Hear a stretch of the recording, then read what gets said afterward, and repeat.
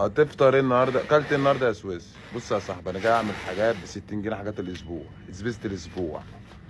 شوف هجيب ايه بقى، همتعك. هنجيب ست بتاع ذره، خليكم معايا. وده عندك قرص الترب بجنيه 65 قرش بالكريز. ونجيب واحده بالشوكولاته. ونجيب واحده كيكه بجنيه 99 قرش. ده لبن نباتي، بيحلبوا النبات وانا مش عارف بيعملوا فيه ايه، بس انا هجيب لبن خالتي. نجيب لنا ازازه. وطبعا مش هننسى مكرونات، عامله 59 قرش نص كيلو يا جدعان. سباكيت عندي اقلام، شويه مكرونات حلوين. تمام. صلصه صلصه صلصه صلصه، نجيب لنا 2 صلصه.